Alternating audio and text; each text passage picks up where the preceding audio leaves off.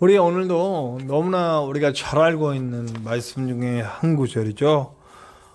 우리 예수님은 우리의 선한 목자가 되어 주신다.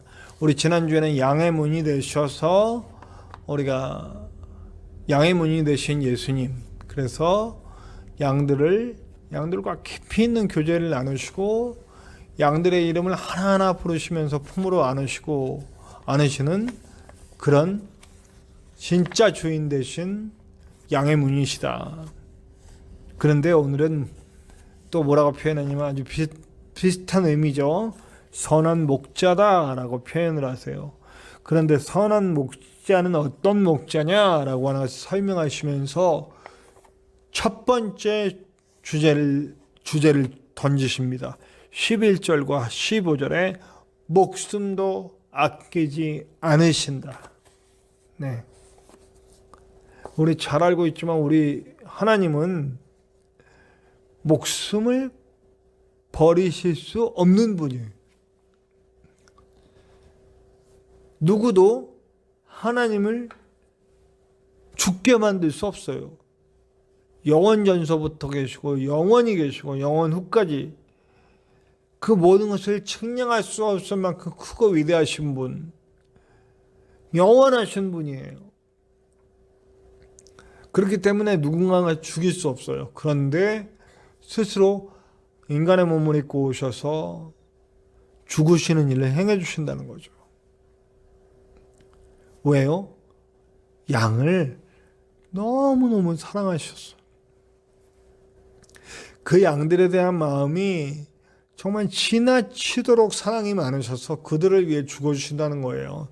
사실은 이게 말이 안 되잖아요. 목자가 양들을 위해 죽는다는요. 말도 안 돼요. 근데 이런 경우가 있다는 거예요. 양에게 늑대가 찾아오고 호랑이가 찾아오고 사자가 찾아오고 곰이 찾아와서 양들을 먹으려고 한다는 거죠.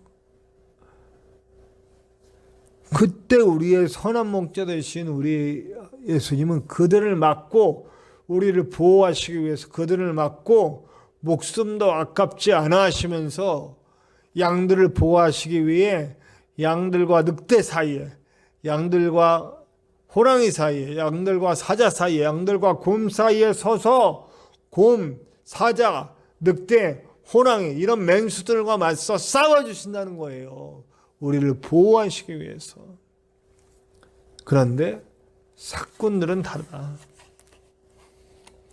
사꾼들은 뭐예요? 포기한다고. 사꾼과 진짜 목자의 다른 점, 포기하느냐, 포기하지 않느냐. 우리 하나님, 우리 예수님, 인간의 몸을 입고 온 우리 예수님은 우리들에 대한 사랑이 너무 깊으셔서 우리 절대 포기하지 않으신다는 거예요. 목숨을 내어주시기까지 실제로 목숨을 내어주셨잖아요. 실제로 목숨을 내어주셨고 그리고 목숨을 내어주신 후에도 죽음의 권세와 끝까지 싸워 이기시고 부활하셔서 우리에게 모든 생명과 모든 권세를 부어주셨다는 거예요. 그리고 이후에 오신 성령 하나님께서는 정말 말할 수 없는 탄식으로 우리를 위해 기도해 주시면서 우리와 함께 가주신다는 거죠. 우리 기독교가 믿는 하나님은 그런 하나님이에요. 우리와 별개로 떨어져 있는 하나님 아니고 우리와 가장 가까이에서 우리를 지켜주시고 우리와 함께 하시며 우리와 함께 우시고 우리와 함께 웃으시고 우리의 모든 고통과 아픔과 눈물과 기쁨과 웃음을 함께 하시면서 나와 진짜 친구가 되어주시고 진짜 가족이 되어주시고 진짜 아빠 진짜 엄마가 되어주시는 그분이시라는 거예요. 저는 그걸 알았을 때 진짜 뭐라고 형용할 수 없는 감격이 저에게 찾아왔습니다. 아마 우리 예수님을 믿는 사람들 중에 저와 같은 감격을 느끼신 분들이 꽤 많을 거예요. 만약에 이러한 감격을 느끼지 못하신 분들이라면 부디 하루라도 빨리 그 하나님을 만나시기 바랍니다.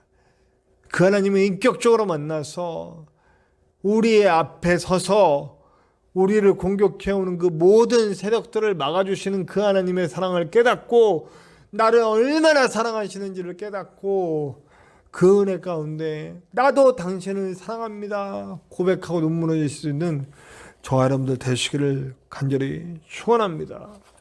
진심 어린 애정이 있으신 거예요. 우리를 향한 진심 어린 애정이 있으신 거죠. 그렇기 때문에 이 사랑을 받은 사람들은 사람에 대해서도 마찬가지인 것 같아요. 제가 사실은 늘 말씀드리는 것 중에 하나가 있어요. 제가 목회 명제를 몇 가지 말씀드리죠.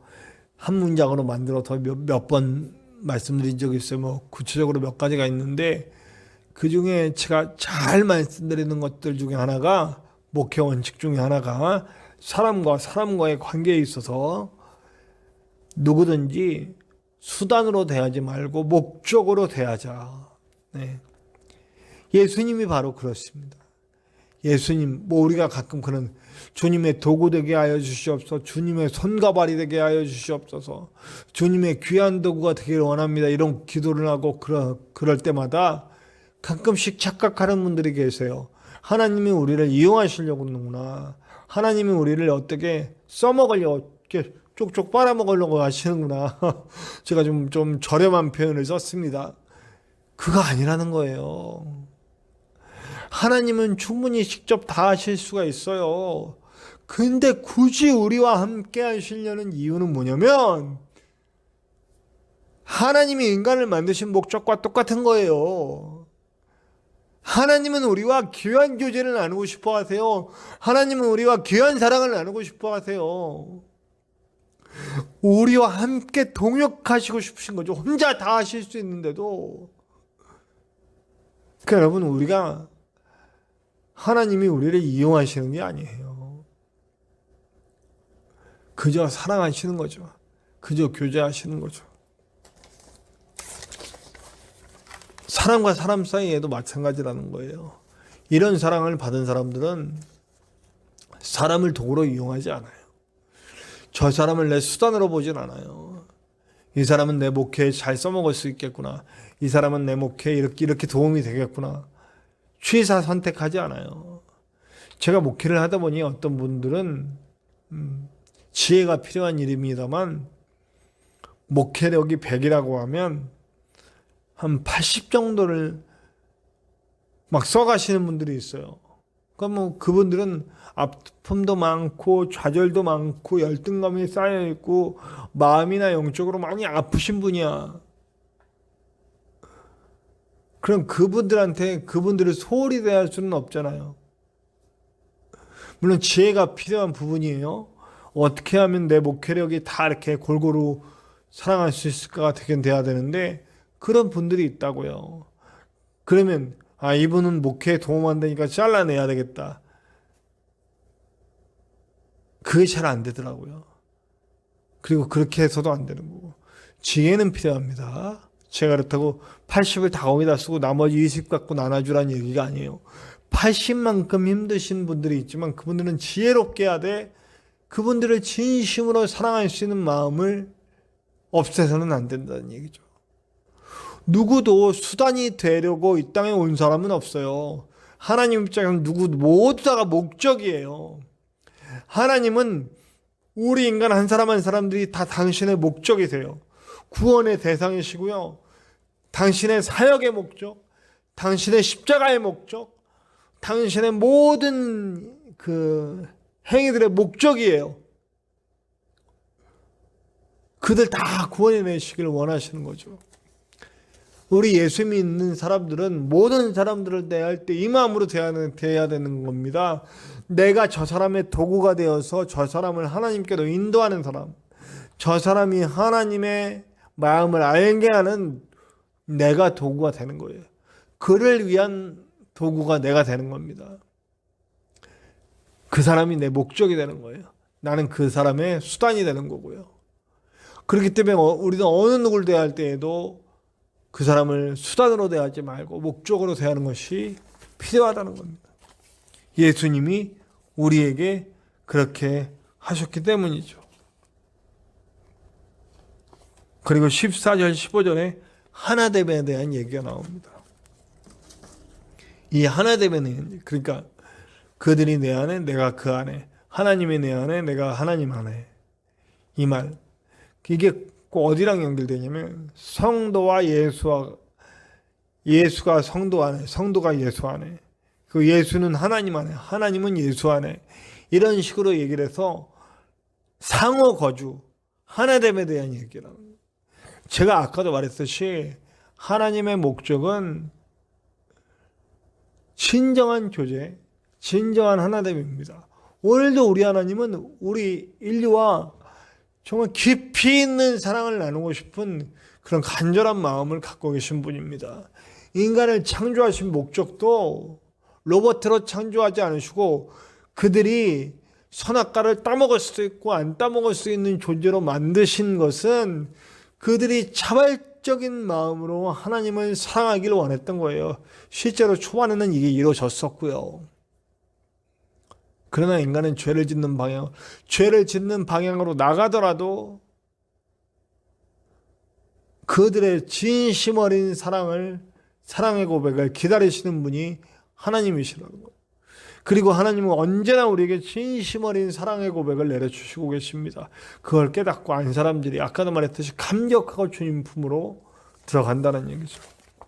그런 한 사람이 나타날 때 우리 하나님은 천하보다 기뻐하시고 천하보다 귀하게 여겨주신다고 말씀을 하고 있습니다. 16절을 보니까요. 우리에 들어온 양들은 그런 사랑과 교제를 누리고 있잖아요.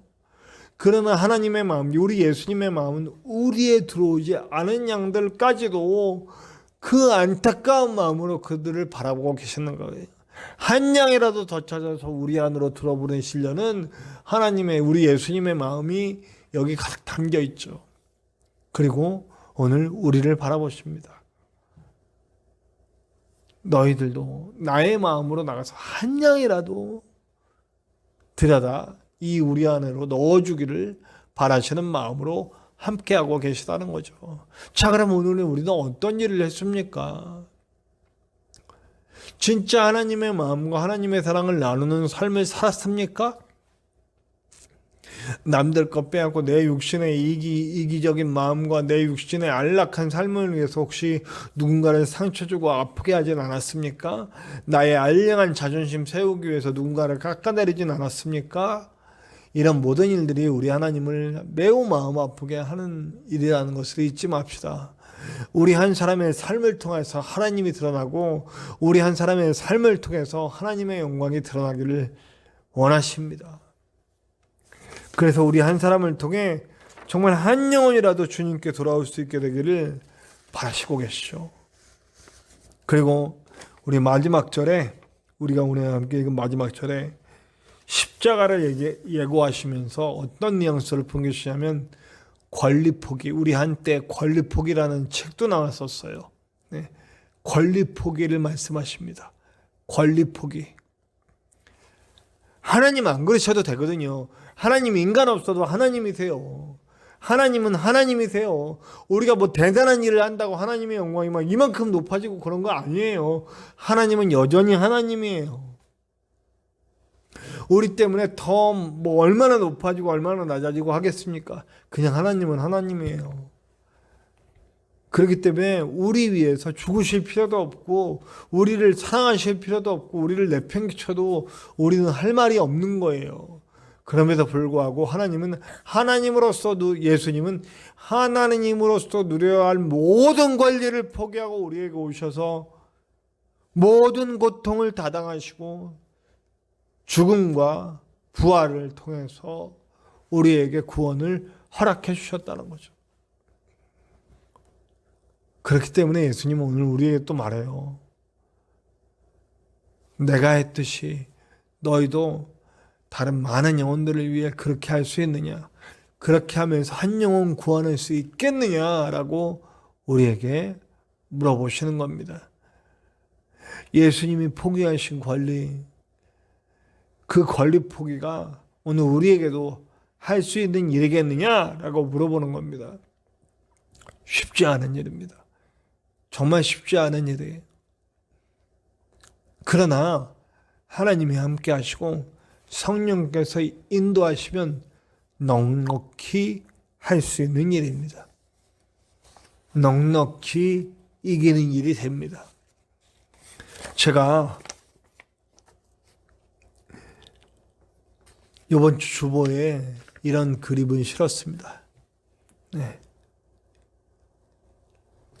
이 그림의 내용은 로마서 8장 37절의 말씀이에요. 이 모든 일에 우리를 사랑하시는 이로 말미암아 우리가 넉넉히 이기느니라. 하나님의 사랑이 세상을 넉넉히 이기고 하나님의 사랑이 죄의 권세를 넉넉히 이기고 우리가 할 수 없는 그 권리 포기도 넉넉히 할 수 있습니다. 그리고 우리가 권리를 포기하고 사랑하기로 작정하면 하나님은 정말 놀라운 열매들을 우리에게 주실 것입니다. 영혼들이 살아나는 걸 보게 될 것이고 하나님 나라가 점점 확장되고 커지는 것을 보게 될 것이고 교회가 올바로 사는 것을 보게 될 것이고 하나님의 영광이 이 땅 위에 드러나는 것을 보게 될 것입니다. 나를 통해서 권리를 포기하고 사랑하기로 작정한 나를 통해서 예수님이 그렇게 하셨듯이 그 길을 가기로 작정한 나를 통해서 그렇게 보이실 것입니다. 부디 저와 여러분들이 그렇게 귀하게 쓰임받는 내 권리가 포기되었을 때 열리는 많은 열매들을 맛볼 수 있는 저와 여러분들 되시기를 간절히 축원합니다.